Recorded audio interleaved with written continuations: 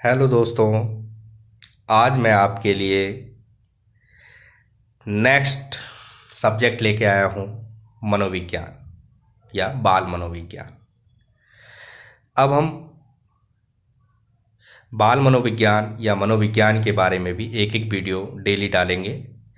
और देखने में हम देखते हैं कि बहुत सारे परीक्षाओं में इससे प्रश्न बनते हैं, चाहे वो यूपीटीईटी हो, यूटीटी हो या सीटीटी हो या यूपी प्राथमिक शिक्षक भर्ती हो या एलटी लेक्चरर के जो पोस्टें होती है, इन सब के अंदर हमारा टीचिंग एप्टीट्यूड या बाल मनोविज्ञान या मनोविज्ञान से रिलेटेड प्रश्न, बहुत सारे प्रश्न पूछे जाते हैं।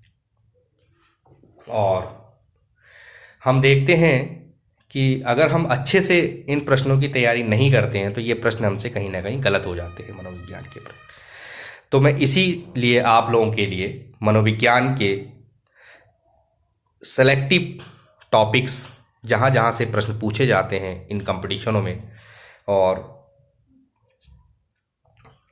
आप लोगों की बेहतर तैयारी, अनावश्यक बहुत सारी किताबों को ना पढ़ें, इसलिए मैंने आप लोगों के लिए एक सेलेक्टिव टॉपिक्स तैयार किया है। इस टॉपिक से बाहर आपका इन किसी भी भर्ती के अंदर प्रश्न नहीं पूछे जाएंगे। अधिकतर आप देखेंगे, पुरानी पेपर्स भी उठा, सीटीटी, यूटीटी, यूपीटीईटी या शिक्षक भर्तियों के किसी भी प्रश्न पेपरों को उठा लीजिए, आप देखेंगे कि जो मैं टॉपिक्स आपको करा रहा हूँ वहीं से आपको प्रश्न मैक्सिमम पूछे गए हैं। तो हम आज अपने मनोविज्ञान के पाठ्यक्रम से टॉपिक्स हम शुरू करते हैं। मनोविज्ञान का विकास का क्रम। मनोविज्ञान शुरू कैसे हुआ, शुरुआत में क्या माना गया, किस तरीके से उत्पत्ति हुई इसकी, हम ये सब चीज़ें इस वीडियो के अंतर्गत देखते हैं। तो सर्वप्रथम देखते हैं कि मनोविज्ञान को आत्मा का विज्ञान माना गया, और इसे मानने वाले दार्शनिक जो थे वो अरस्तु थे। अरस्तु ने सर्वप्रथम माना कि जो मनोविज्ञान है वो आत्मा का विज्ञान है, और इसका समर्थन भी प्लेटो और डेकार्टे ने इसका समर्थन भी किया। तो जो अरस्तु थे वो बहुत ही बड़े दार्शनिक थे, तो उन्होंने अपने दर्शन शास्त्र के अंतर्गत इसमें आत्मा, परमात्मा, ब्रह्म, इन सब चीज़ों का अध्ययन किया, जिसके तहत माना कि मनोविज्ञान क्या है, आत्मा का विज्ञान है। 1950 ईस्वी में रुडोल्फ गाइकिल ने अपनी पुस्तक साइकोलॉजिया में मनोविज्ञान का सर्वप्रथम प्रयोग किया। अगर हम देखें, यहां से भी प्रश्न बन जाता है बहुत बार कि मनोविज्ञान का सर्वप्रथम प्रयोग कहां से किया गया, कहां किया गया। तो देखते हैं हम, रुडोल्फ गाइकिल ने अपनी पुस्तक साइकोलॉजिया में 1950 में इसका सबसे पहले प्रयोग किया, मनोविज्ञान का। गैरिट के अनुसार, नेक्स्ट मनोवैज्ञानिक थे गैरिट के अनुसार साइकोलॉजी दो शब्दों से मिलकर बना है। साइकोलॉजी जो है वो इंग्लिश भाषा का शब्द है, और इंग्लिश भाषा का जो साइकोलॉजी है वह दो ग्रीक भाषाओं से मिलकर बना है, साइकी और लोगस। साइकी का अर्थ होता है आत्मा, लोगस होता है अध्ययन करना। तो आत्मा का अध्ययन करना ही साइकोलॉजी कहलाया। ठीक है। गैरिट के अनुसार साइकी और लोगस दो ग्रीक भाषाओं से मिलकर साइकोलॉजी का निर्माण होता है, जो इंग्लिश भाषा का शब्द है। और साइकी का अर्थ होता है आत्मा, लोगस का अर्थ होता है अध्ययन करना। आत्मा का अध्ययन करना ही आपका क्या कहलाता है, साइकोलॉजी या मनोविज्ञान कहलाता है। ठीक है। तो इस तरीके से आत्मा का विज्ञान मानने वाले अरस्तु सबसे पहले एक दार्शनिक थे। इसके बाद आगे और मनोवैज्ञानिक आते हैं और वह प्रयोग करते हैं और देखते हैं कि इसे मन और मस्तिष्क का विज्ञान मानते हैं। सेकंड स्टेप में आता है कि यह मन और मस्तिष्क का विज्ञान माना गया। तो मन और मस्तिष्क के विज्ञान को मानने वाले पंपोलोजी सर्वप्रथम मनोवैज्ञानिक थे। यह इटली के मनोवैज्ञानिक थे। इन्होंने माना कि क्या है, जो मनोविज्ञान है वह क्या है, मन मस्तिष्क का विज्ञान है। ठीक है। और इसका समर्थन जॉन लॉक, रिचेरी, थॉमस रीड, इन लोगों ने इनका समर्थन किया। पंपोलोजी के अनुसार हम देखते हैं कि देखिए, पंपलोजी ने क्या कहा, जो हमारी ये 5 इंद्रियां हैं, इन 5 इंद्रियों द्वारा जो भी सूचनाएं हमारे मस्तिष्क में दी जाती हैं, उस मस्तिष्क के जो मन में विचार आते हैं, उसी विचारों को हम क्या कहते हैं, मनोविज्ञान कहते हैं। ठीक है जी, उन्होंने इस तरीके से माना, जो हमारी ये 5 इंद्रियों द्वारा हमारे मस्तिष्क को जो सूचना प्राप्त मिलती होती है, उसी सूचनाओं से जो हमारे मन के अंदर विचार होते हैं, उसी से हमें क्या मिलता है, उसी को हम क्या कहते हैं, मनोविज्ञान। जैसे हमने अपनी आंखों से एक सुंदर फूल को देखा या सुंदर स्त्री को देखा, तो उसकी सूचना हमारे मस्तिष्क में जाती है, और उससे जो भी विचार हमारे मन के अंदर आते हैं, उसी को मनोविज्ञान कहा गया। कान से जैसे हमने कुछ चीज सुना, सुंदर गाना सुना, उस गाने की सूचना हमारे मस्तिष्क से जाती है, और मन के अंदर उस गाने के लिए अच्छे विचार आते हैं कि बहुत सुंदर गाना है, बहुत अच्छा। नाक द्वारा किसी सुगंधित पुष्प को हम सूंघते हैं, तो उसकी सूचना हमारे मस्तिष्क जाती है, और मन के अंदर विचार आता है कितना सुंदर फूल है, उसकी कितनी अच्छी सुगंध है। जीभ द्वारा हम किसी चीज को खाते हैं, तो जीभ द्वारा जो टेस्ट हमारे जीभ में आता है, और उसके बाद वह उसकी सूचना मस्तिष्क में जाती है, और मन से हमारा विचार आता है कि ये कितना टेस्ट है, कैसा है, कड़वा है, मीठा है, जो भी है। ठीक है। त्वचा से हमें किसी चीज का गर्म सर्द या जो भी चीजें हैं हमारी छूने से पता चलता है कि ये क्या चीज, इसकी भी सूचना हमारे मस्तिष्क में जाती है, मन से हमारे विचार आते हैं। ठीक है। तो यही क्या माना गया, पंपलोजी द्वारा इन 5 इंद्रियों द्वारा मस्तिष्क में सूचना पहुंचाना, और पहुंच के जो भी हमारे विचार उत्पन्न होते हैं, उसी को उन्होंने क्या माना, मन और मस्तिष्क का विज्ञान माना। इसके बाद नेक्स्ट इसके बाद और वैज्ञानिकों ने अपना रिसर्च किया, उसमें माना कि चेतना का विज्ञान या चेतन अनुभूति का विज्ञान भी मनोविज्ञान को कहा जाता है। ठीक है। सर्वप्रथम विलियम वुंट इसे लेकर आए कि यह चेतना का विज्ञान है। यह जर्मनी के मनोवैज्ञानिक थे। इनका समर्थन विलियम जेम्स, जो अमेरिका के मनोवैज्ञानिक थे, जेम्स सली और वाइव ने किया। विलियम वुंट के अनुसार मस्तिष्क का आंतरिक रूप चेतना कहलाते हैं। मस्तिष्क का जो आंतरिक रूप होता है, जो मस्तिष्क के अंदर का जो क्षेत्र होता है, वही क्या कहलाता है, चेतना, वही चेतना कहलाती है। विलियम वुंट ने चेतना पर प्रयोग के लिए एक मनोविज्ञान प्रयोगशाला का निर्माण किया। यह प्रयोगशाला जो थी वह जर्मनी में स्थापित की गई। ठीक है जी, यह प्रयोगशाला जर्मनी में स्थापित की, और देखा जाता है मनोविज्ञान की यह सर्वप्रथम प्रयोगशाला मानी गई। जर्मनी के अंदर एक जगह थी लिप्जिंग नगर, वहां पर एक विश्वविद्यालय था, लिपनिम का नाम का एक विश्वविद्यालय था। वहां पर यह प्रयोगशाला विलियम वुंट ने स्थापित की, जो वर्तमान में इस विश्वविद्यालय का नाम क्या है, कार्ल मार्क्स विश्वविद्यालय। ठीक है। तो हम देखते हैं कि सर्वप्रथम मनोविज्ञान की जो प्रयोगशाला है वह जर्मनी में स्थापित की गई थी, और विलियम वुंट द्वारा स्थापित की गई थी। यह बहुत बार प्रश्नों के अंदर पूछने को मिलता है। अब हम आगे देखते हैं। विलियम वुंट ने चेतना पर प्रयोग करके यह पाया कि यह एक अंतर्दृष्टि विधि है। ठीक है जी, चेतना पर प्रयोग किया तो उन्होंने पाया कि यह एक अंतर्दृष्टि या अंतर्निहित एक विधि है। मनोविज्ञान की जो उत्पत्ति होती है वह दर्शन शास्त्र से मानी जाती है। पहले हम देखते हैं कि मनोविज्ञान क्या है, एक स्वतंत्र भाषा के रूप में नहीं देखा जाता था। इसे हम देखते थे यह दर्शन शास्त्र का एक पार्ट होता था, जिसे दार्शनिक लोग अपने विचारों से प्रदर्शित किया करते थे।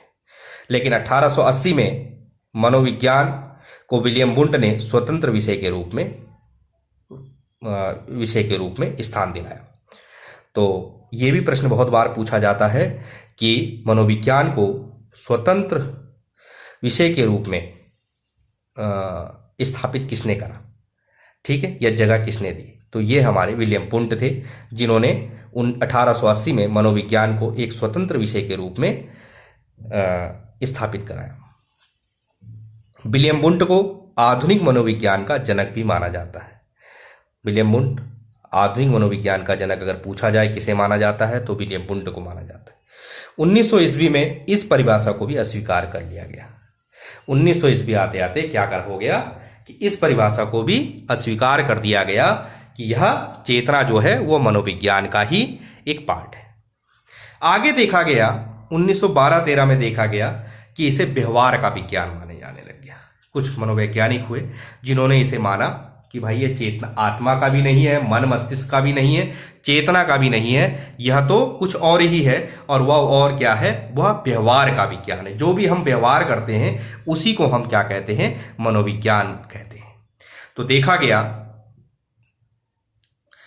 जॉन ब्रॉड वाटसन जो थे उन्होंने सर्वप्रथम व्यवहार को मनोविज्ञान माना, व्यवहार के विज्ञान को मनोविज्ञान माना। ठीक है जी।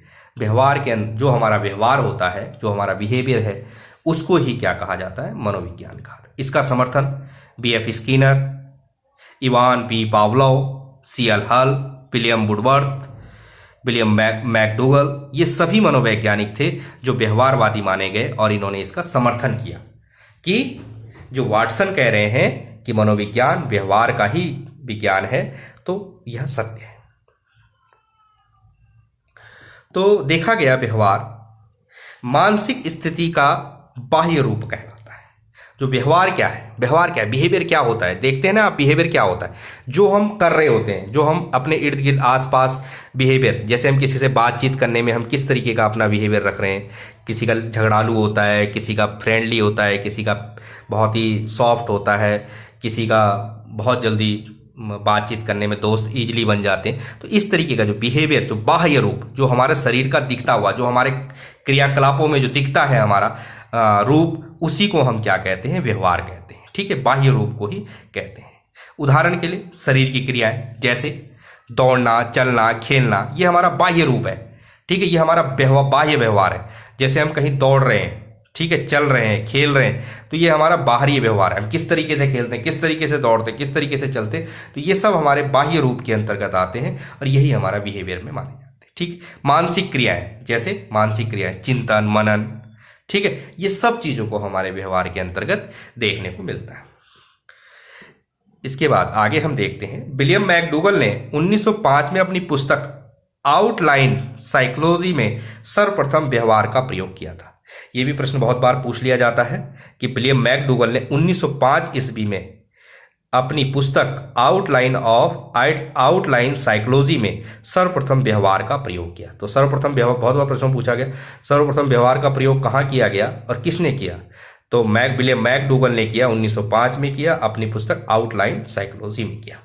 ठीक है, तो इस तरीके से देखा जाता है कि जो हमारा व्यवहार का विज्ञान था, यह सबसे सत्य और प्रमाणित माना गया और लास्ट तक हमने मनोविज्ञान को व्यवहार का विज्ञान ही माना। इसी के साथ हम देखते हैं कुछ कथन। विलियम वुडवर्थ ने कुछ कोटेशंस पढ़ लेते हैं, कुछ परिभाषाएं पढ़ लेते हैं प्रमुख मनोवैज्ञानिकों की। बहुत बार पेपरों में पूछा जाता है ये परिभाषाएं, और साइकोलॉजी का अगर कोई भी पेपर होता है या बाल मनोविज्ञान के पेपर्स होते हैं तो उनके अंदर, या शिक्षक भर्तियों के अंदर कोई पेपर होते हैं, उनके अंदर परिभाषाएं, बहुत सारी परिभाषाएं पूछी जाती हैं और हूबहू परिभाषाएं बदलती नहीं है, हूबहू इसी तरीके से होती हैं। इसलिए आप लोगों को इन परिभाषाओं को अच्छे से याद करना पड़ेगा, रटना पड़ेगा कि आपको इस मनोवैज्ञानिक ने क्या कहा था। ठीक है, तो विलियम वुडवर्थ की जो कोटेशन है वो है, मनोविज्ञान ने सर्वप्रथम अपनी आत्मा का त्याग किया, फिर अपने मन को छोड़ा, बाद में अपनी चेतना खोई, अब व्यवहार की विधि को स्वीकार करता है।